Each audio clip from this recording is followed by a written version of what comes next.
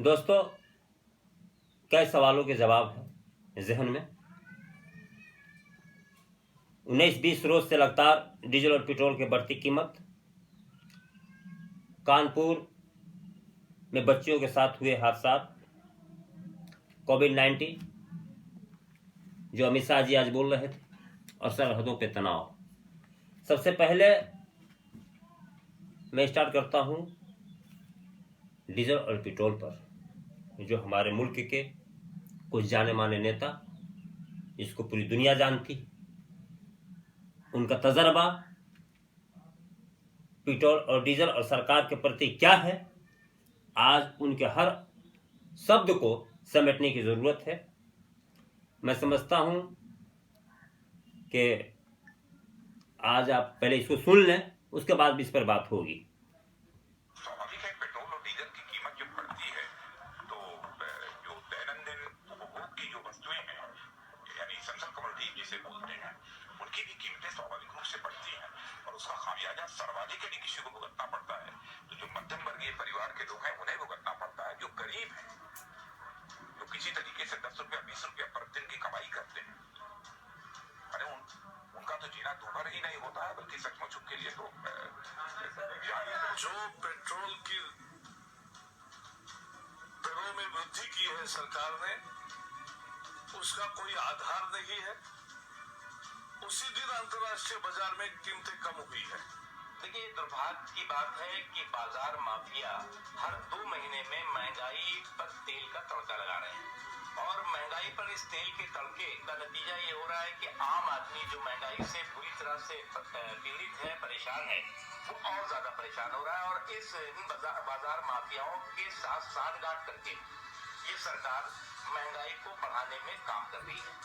आम आदमी का नाम अरुण जेटली जी का बयान मैं नहीं सुनवा रहा हूं, इसलिए कि आज हमारे बीच नहीं है, माफ करें। मैं आपको 2-3 सज्जन, मुख्तार अब्बास नकवी जी बोल रहे हैं कि हर 2 महीना, पहले वर्ड को समझिए, हर 2 महीना यहां हर रोज तेल का तड़का बाजार माफिया के साथ मिलकर सरकार लगा रही है। आज जो रोज बढ़ रहा है, सर बयान दीजिए इस पर कि आज जो रोज बढ़ रहा है, ये आपने कौन माफिया नया निकाला है? ये बाजार माफिया से तो मान लीजिए 20 दिन पर बढ़ता था या 2 महीना पर, आज जो बढ़ रहा है पर डे, ये कौन माफिया आप लोगों ने तैयार कर लिया है? और कौन सा तड़का में कौन सा जोरन डाल रहे हैं तेल में जो रोज बढ़ रहा है, और हिंदुस्तान में इसकी खुशबू नहीं फैल रही है? क्यों? इसलिए कि भी सरहद पे तनाव है, बढ़ाते जाइए बढ़ाते जाइए। जब भी तनाव रहेगा सरहद पर, तेल और पेट्रोल की कीमत आप लोगों ने बढ़ाया है, या जब भी देश के कुछ ऐसे हालात रहे हैं, जावड़ेकर जी को छोड़ दीजिए, क्या बोलते हैं क्या नहीं, उनका बात हटाइए। और दूसरा, राजनाथ सिंह जी जो बोल रहे थे, आप लोगों ने सुना, ऐसा लगता है दोस्तों जैसे गरीब से इनका इतना घनिष्ठ रिश्ता है। बॉडी लैंग्वेज भी देखते होंगे आप लोग, देखा होगा उसमें, जैसे लगता है कि गरीबी को सिर्फ यही समझ रहे हैं, जो 10-20 रुपया किसी तरह मजबूर और परेशानी में गरीब कैसे विपक्ष में रहते हैं, तो ये जब रहते हैं तो ऐसे गरीबी को दिखाते हैं और बताते हैं जैसे वाकई गरीबी को बहुत करीब से आप जानते हैं। सत्ता में आते हैं आप गरीब से इतना दूर क्यों हो जाते हैं सर आप लोग? नंबर 2, इसी पर एक बात और मुझे याद आ रहा है। अभी कल आपने लखनऊ में देखा होगा, समाजवादी पार्टी पे जो पेट्रोल और डीजल के लिए धरना या रैली कर रही थी, कैसे पुलिस ने दौड़ा दौड़ा पीटा है। मैं इस पर कुछ बात नहीं करना चाहता, लेकिन एक इशारा मैं करना चाहता हूं। गिरिराज सिंह मंत्री भाजपा के जो सांसद है बेगूसराय से, एक तरफ कहते हैं कि 100 करोड़ हिंदुओं के रखवाला, 100 करोड़ हिंदू का जिक्र करते हैं। लखनऊ में जब डंडा चलती होगी सरकार की, तो वहां समाजवादी हो जाए, कहीं झारखंड मुक्ति मोर्चा हो जाए, कहीं कांग्रेसी हो जाए, और गिरिराज सिंह के लिस्ट में सब हिंदू हैं। तो हिंदुओं पर अत्याचार क्यों? कानपुर में जो बच्चियों के साथ जो हुआ, हिंदू नहीं थे क्या? अभी जो लखनऊ में पिटा रहे थे, पुलिस पीट रही थी, हिंदू नहीं है क्या? कोरोना में जो सैकड़ों हजारों लाखों लोग जो पैदल चल दिए, वो हिंदू नहीं है क्या? और आप लोग डर दिखाते हैं कि 100 करोड़ हिंदुओं को खतरा है मुसलमानों से। मुसलमान, आदिवासी, किसी से भी हिंदू को खतरा नहीं है। मैं फिर एक बार कहना चाहता हूं, पिछले बार भी मैंने ये बात प्रकट की थी, अपने हिंदू भाइयों से शेयर किया था मैंने। सबसे ज्यादा अगर हिंदुओं को खतरा है तो आप जैसे कुछ चंद नेताओं की वजह से है, और आप ही सबसे बड़ा दुश्मन है हिंदुओं की, हिंदू भाइयों की। नहीं तो इनके दिमाग में तो है नहीं भाई। आपने दलित को बांट दिया, आदिवासी को बांट दिया, पिछड़ों को बांट दिया, यादव को बांट दिया, टाइम टाइम पर बांटते रहते हैं, उसको डिवाइड कर देते हैं। बाद में एक नेता कहता है 100 करोड़, एक उधर पिटवाता है। बड़ी ये बहुत तमाशा हो रही है। तो हिंदू भाई 100 करोड़ हिंदू है, उनको एक तरफ 100 करोड़ हिंदू बताइए, दूसरी तरफ पिटवाते रहिए, बेरोजगार कीजिए। बेरोजगारी सबाब पर है जी, महंगाई सबाब पर है, और डीजल पेट्रोल की जो दाम बढ़ रही है, क्या इसमें हर चीज महंगा नहीं होगा? विपक्ष में आपको सब नजर आता है महंगाई, सत्ता में आते ही बस। दूसरे एक बात, आज का आप जरा सरहद पर आइए, ये आज का अखबार देखिए, इसमें लिखा है नेपाल ने पहली बार सीमा पर सेना उतारी, हमारी जमीन कब्जाई, नदी का बहाव रोका। आज ये दैनिक भास्कर, ये 28 तारीख का है। अब देखिए, ये हाल है सरहदों पर हमारे विदेश नीति का, ये हाल है। चाइना तो चाइना, अब नेपाल हमें आंख दिखा रहा है।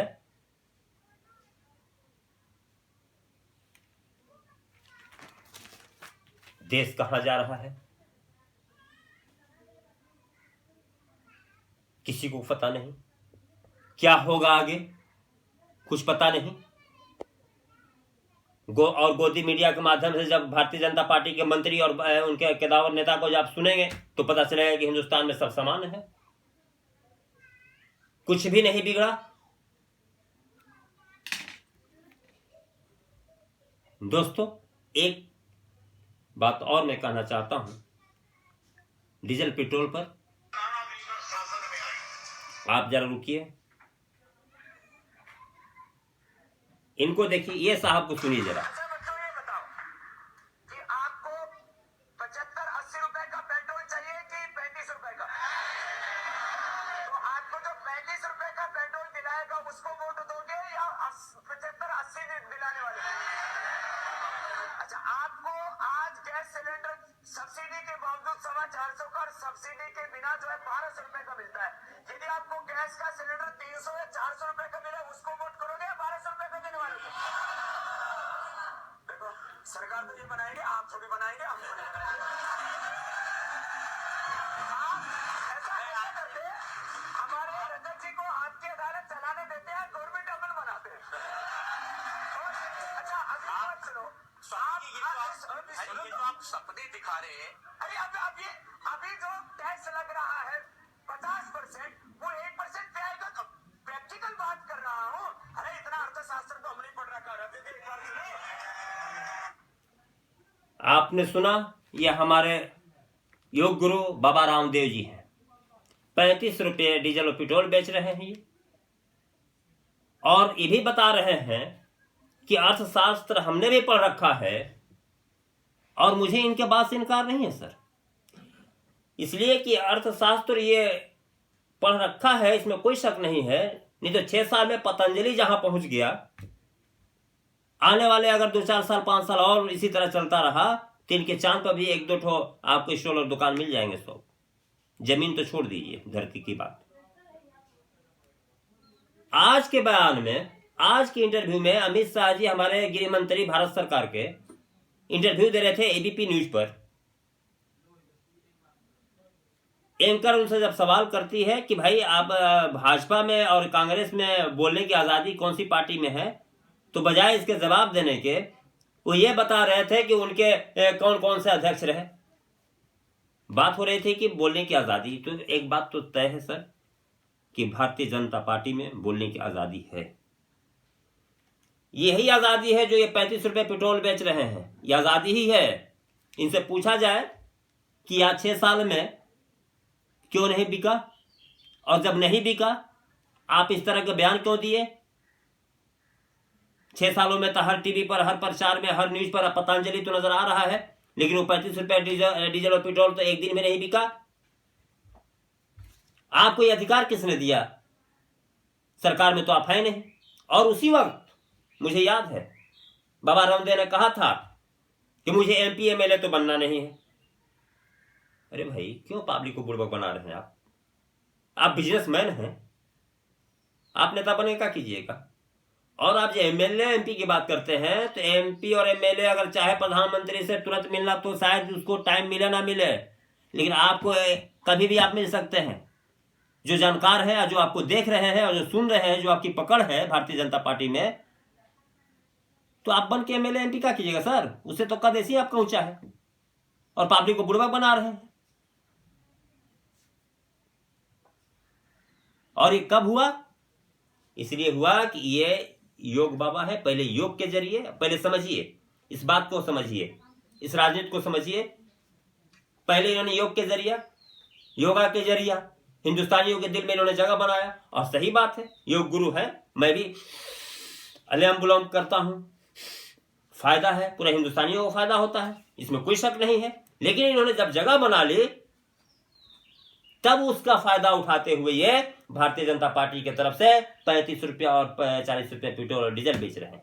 हो यही रहा है जो आज मोदी सरकार कर रही है। सारी नाकामियों के बाद, बेरोजगारी सभा पे, सरहदों पे कोई इनका कामयाबी नहीं है, पकड़ नहीं है। नेपाल ऐसा देश आंख दिखा रहा है, बावजूद इसके बड़ी इत्मीनान से ये कहते हैं कि नहीं, सब समान है। क्यों समान है? इस बात को समझिए। इसलिए है कि इन्होंने 6 साल में कुछ किए या नहीं किए, लेकिन एक जात पात हिंदू मुसलमान तो इन्होंने किया ही है। और उसी के बल पर ये कहते हैं। इन्होंने कहा आज इंटरव्यू जब दे रहे थे तो कि 1962 से राहुल और कांग्रेस आ जाए और दो हाथ कर ले, सांसद में बहस कर ले। आपने कुछ नहीं किया सर, न कारखाना बनाए, ना हॉस्पिटल बनवाए, ना कुछ किए, और आप कह रहे हैं दो हाथ कर लें। ये ताकत कहां से मिली आपको? आप ऐसे गृह मंत्री हैं जो सांसद में बोलते हैं आप, और प्रधानमंत्री जी आके बाहर में सफाई देते हैं कि नहीं, ऐसा कुछ बात नहीं है। ये पहला आप गृह मंत्री होंगे जो प्रधानमंत्री और गृह मंत्री की बात में तालमेल नहीं बैठता, बयान अलग होते हैं, और प्रधानमंत्री जी को आगे सफाई देना पड़ता है। अब कोविड-19 पर क्या बोल रहे हैं? आज से कुछ दिन पहले दोस्तों, मैं एक बात बताता हूं, आप लोगों ने भी देखा होगा, कुछ दिन पहले, जरा आप मीडिया का रुख को समझिए। जैसे लगता है जब भी इंटरव्यू इनकी होती है, चाहे कोई भारतीय जनता पार्टी के मंत्री को, ऐसा लगता है कि जैसे इंटरव्यू नहीं, 2 आदमी बैठ के अपना जो कामयाबी हो गिना रहा है, झूठ सच। एंकर ने क्या पूछा? आप गृह मंत्री हो कि हॉस्पिटल गए, ये तो बहुत बड़ी बात है। ये पूरा हिंदुस्तानियों के दिमाग में ये बात डालना है कि बहुत बड़ा काम कर दिए गृह मंत्री हॉस्पिटल जाके। ये काम कौन कर रहा है? एंकर। आप और कुछ दिन पहले चलिए, श्वेता सिंह इंटरव्यू ले रही थी इनका, उन्होंने आखिरी वक्त में क्या कहा? आप तो देखिए, बचाओ, देखिए, आप तो स्वास्थ्य मंत्री नहीं है, मुझे मालूम है कि आप यही कहेंगे, लेकिन फिर भी आपसे मैं सवाल पूछती हूं कोरोना पर। उनके अल्फाज सुनिए, मैं दोहरा रहा हूं। इशारा करती है कि आप कुछ भी बोलिए, मैं तो जनता को बता ही दिया कि आप स्वास्थ्य मंत्री नहीं है, गृह मंत्री हैं। और आज कोविड-19 पर, ABP न्यूज पर सारे सवाल गृह मंत्री से। क्यों? स्वास्थ्य मंत्री नहीं है क्या हिंदुस्तान में? आज उनकी पद खाली है क्या? दोस्तों, इस बात को समझिए, हमारा मुल्क कहां जा रहा है। कानपुर में बच्चियों के साथ जो हादसा हुआ, वो हिंदू नहीं है, वो हिंदुस्तान की नागरिक नहीं है, वो खतरे में आज नहीं है क्या? हिंदू मुसलमान पर तो ये जनक की धरती पे कैसे राग आपको मिल जाएंगे, कैसे रागनी मिल जाएंगी। आज उनके जबान बंद क्यों है?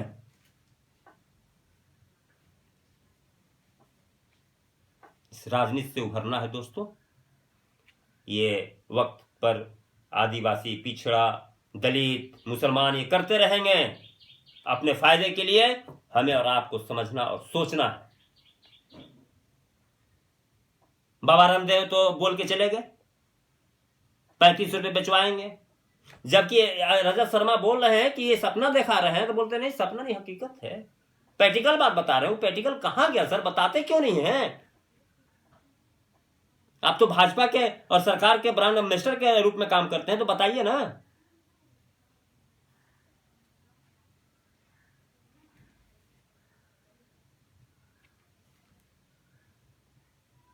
दोस्तों, ये बहुत ही कठिन दौर है, गरीब मजबूर परेशान है। एक चीज और, आज जो अमित शाह जी बोल रहे थे, आपने गौर किया होगा, यही बात आज बोलते हैं, खुद बोल रहे हो कि अब टेस्टिंग ज्यादा हो रही है। और यही बात राहुल गांधी ने कहा था कि लॉकडाउन एक इसका उपाय नहीं, टेस्टिंग ज्यादा हो तो पता चले कि देश में क्या हो रहा है। यही बात थी ना उस टाइम। वो कहते हैं कि अब सियासत हो रहा है मुश्किल घड़ी में, वही काम फिर आप करते हैं। ये कौन सी राजनीति है भाई? काम वही करते हैं जो विपक्ष कह रहा है, मानते नहीं है, कहते हैं राजनीति हो रहा है, देश हित में नहीं है। देश को बर्बाद करने पर आमादा है आप लोग जी। यानी कि आप लोग जो कहें वो बस सही है। एक शेर मुझे याद आ रहा है, मैं बात दलीलों से करूं तो रद्द होती है, उनकी होठों की खामोशी भी सनद होती है, कुछ ना कहने से भी छिन जाते हैं याद सुखन, जुल्म सहने से भी जालिम की मदद होती है। ये हिंदू, मुसलमान, दलित, पिछड़ा, आदिवासी, इस सब से हमें ऊपर उठ के सोचना होगा दोस्तों। और देश के जो आज हालात हैं इसको समझने की जरूरत है। बाहैसियत नागरिक हर वह इंसान को हिंदुस्तान के नागरिक होने का इसको गर्व है। और जो है इस बात, इस अधिकार से आप पूछिए और सोचिए, देश के हित में सोचिए एक नागरिक होने के नाते कि देश कहाँ जा रहा है, हमें क्या करना है, क्या जो नेता कह रहे हैं और जो हालात है क्या उससे तालमेल बैठता है। ये कोरोना में कितने लोग आपका आज गिनवा रहे हैं जी, कितना टेस्टिंग हो रहा, हमने सारा, आपने अमित शाह जी का बयान आप लोग सुन रहे थे, आप लोगों ने सुना भी होगा कि इन्होंने लॉकडाउन करने से पहले सारे मुख्यमंत्री से बात किए थे। क्या बात किए थे भाई? एक व्यक्ति तो अपने लॉकडाउन कर दिया और मीडिया को ही बोल रहे हो कि मीडिया की नाकामी है जो नहीं दिखाया। अरे मीडिया को क्यों बोले सर? मीडिया में कहां ताकत रह गई है अब, जो आप लोग के सवालों का जवाब, आप सवाल करती हैं कुछ, जवाब देते हैं आप लोग कुछ, फिर भी वो कुछ नहीं जानती है। मीडिया जानती है कि क्या करना है क्या नहीं करना है। ये जी मीडिया का देन है जो आज हालात यहां तक पहुंच गया है, इसमें कोई शक नहीं है। जय हिंद, जय भारत।